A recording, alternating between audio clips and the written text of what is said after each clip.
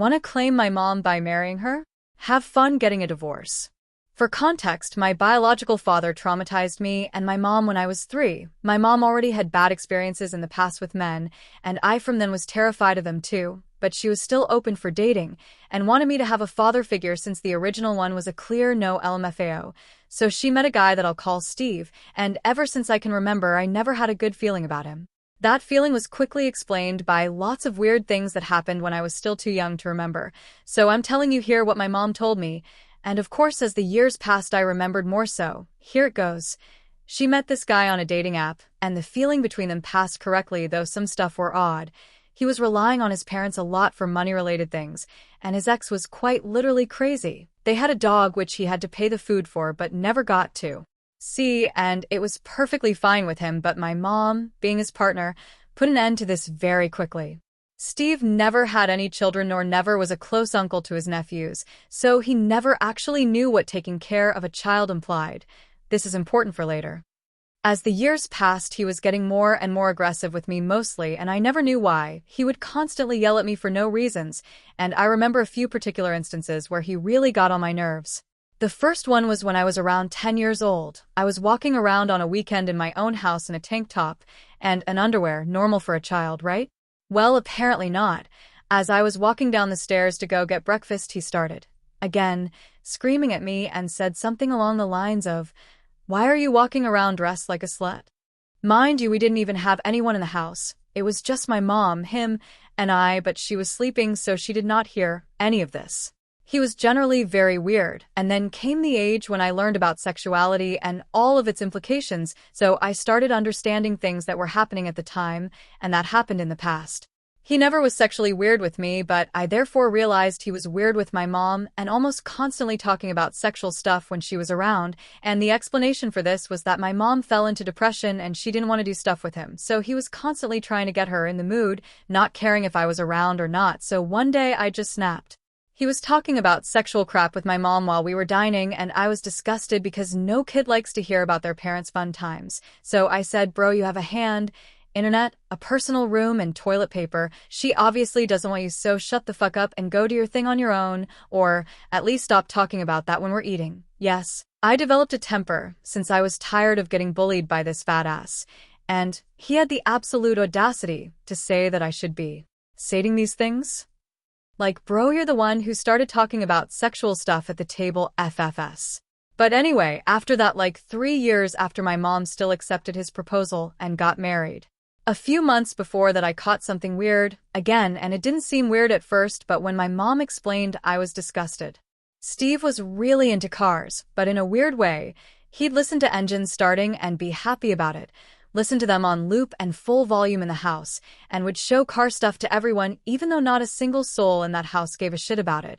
And so when I saw my mom and him on the couch with her trying to get away from him showing her video, arm raised, I thought nothing of it other than, she clearly doesn't want to see whatever car crap he's showing her, and will get a cramp in his arm if he stays like that for too long. So I told him, I think she's not really interested in the video you're showing her, and he, again, screamed at me for invading their couple life, and I didn't understand how a car video was invading their lives, but okay. Later on, my mom informed me that the video was in fact not about cars, but a very explicit video about libido that he was playing without headphones while I was right behind them doing my homework. A couple weird instances like that happened, but fast forward to the wedding. I still honestly don't know if I cried of joy or of sadness that day, but I did cry, and my mom was happy for once, so I tried to smile. I still don't know why she accepted to marry him, because he was being a bitch all the time. My mom has a very rare chronic illness that literally fuses her articulations with her bones, which is extremely painful, to which the only treatment that exists only slows down the process, and he already told her he would not take care of her if she was to get paralyzed because of her illness, and she needed crutches at the time to be able to move. 4 months after this, she realized he was cheating on her through the same app they met and was sharing all their bedroom moments and her traumatizing backstory. She confronted him and he said he felt bad and needed someone to talk about everything. So she told him that she knew a few psychiatrists, but that none of them were reliable if he found them on dating apps, and that she felt horrible that he shared all her life with random strangers, but that somehow didn't engage the divorce process. During all the time we were all three as somewhat a family, he kept on implying that I was receiving better treatment than him from my mother because she was telling me that she loved me, but not to him. Gee, I sure wonder why. And that I was receiving way more hugs than he did, and he kept on telling me that the wheel was turning when I was screaming back at him for more bullshit that he was mad about. But one day my mom had it. She couldn't take care of her own long hair anymore because of how much pain she had in her hands, and she decided to go get them cut without Steve knowing because he was fully against it, and she came home with much shorter hair. And when he came home, he snapped and made a big deal about it, told her it made her look like an old sack and that he hated it. When she explained why she cut her hair, he answered with, "I don't care. I loved it long, so you should have kept it long." And 3 days later, she was telling me she was getting a divorce and an apartment for her, and I was hyped but didn't say anything because she wanted to tell him herself. But me being me, I vomited the whole thing when we had an argument which yet again went to, "I'm the one paying this and that, and if you're not happy about it, you're free to leave and get your own apartment." To which I answered in the heat of the moment, "Oh, do not worry about that, it's on its way." And when his jaw dropped, I realized what I just said and went upstairs from where I heard him cry. When we did move out, he tried to make me feel bad for his own actions, and in a moment where we were both alone, he told me, "Happy now. You finally got us to divorce. Your mom all for yourself now like you always wished." And I realized he was jealous of the love that my mom gave me, which is seriously weird, WTF. And I answered with, "Remind me who she's separating herself from again?" "Thank you," and I left. He tried to get to her later with the famous, "I think I'll commit suicide if you don't come back." And my mom never cared because first if he was a coward and would never do it, and second if he's a grown-ass adult who makes his own choices. So why would she care?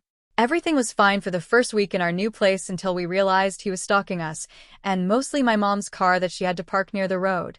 So he knew if she wasn't home even after the divorce, and would ask her why she wasn't home, etc. He kept being creepy until one day I posted a photo of my mom with long hair holding another man's hand of who we couldn't see the face of, who's now my current and way better stepdad than Steve ever was. Since then he blocked us all and stopped stalking us. In short, stepdad was jealous about my mom's relationship with me, mentally abused us for it until she asked for divorce, and he still acted like a bitch because he thought marriage was a trap for her to stay in, but stopped being annoying once my mom rebuilt her life. If there's comments asking about some few other details on shadowy parts, one might answer depending on the questions, of course, but feel free to ask them. Edit. I tried to separate the text better so that it was easier to read. My mom won't stop putting me down. I'm on a trip with my mom, and we're barely 3 days in, and every time I open my mouth she claims that I'm insulting her and goes on a rant about how obnoxious, selfish, terrible, and rude I am. As soon as I wake up she has something to say about how I talk, look, eat. Everything. I've tried to completely give up on talking to her during this trip because she's done this my whole life. I've talked to her about this with psychologists many times and she agrees to stop putting me down, but then a week later she's back at it again. I feel like she hates me no matter what I do.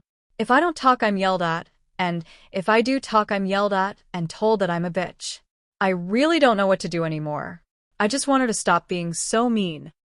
How do I set a boundary with a parent who treats me like I'm the devil for setting boundaries?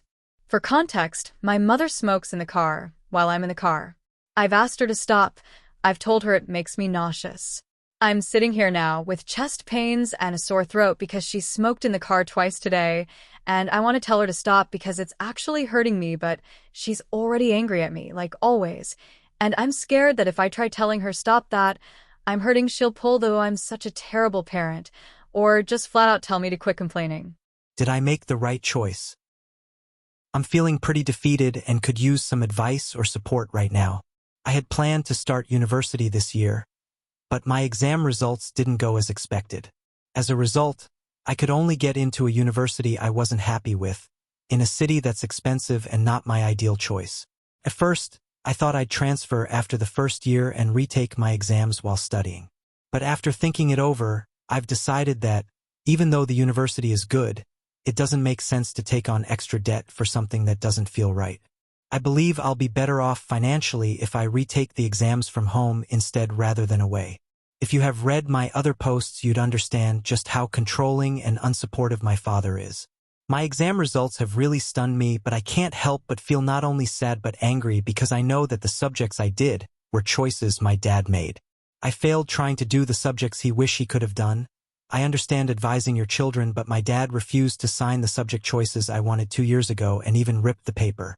He insulted me that day and picked it for me, and throughout those 2 years I struggled, and even though I know I put in hard work to try and do well, I simply didn't because it was never what my heart wanted. I take responsibility my results, but I despise my dad for putting me in this mess when I know I'm capable of so much more when I do what I like. We have not really been speaking since everything. I pushed him away. He knows what he did to me and admits it, and everyone's been telling him, but obviously there's nothing to do about it now. 3 weeks ago I said I wanted to leave the house and I was desperate to just go any uni that would take me just to get away from him. After making my decision to stay, I'm starting to feel a little helpless.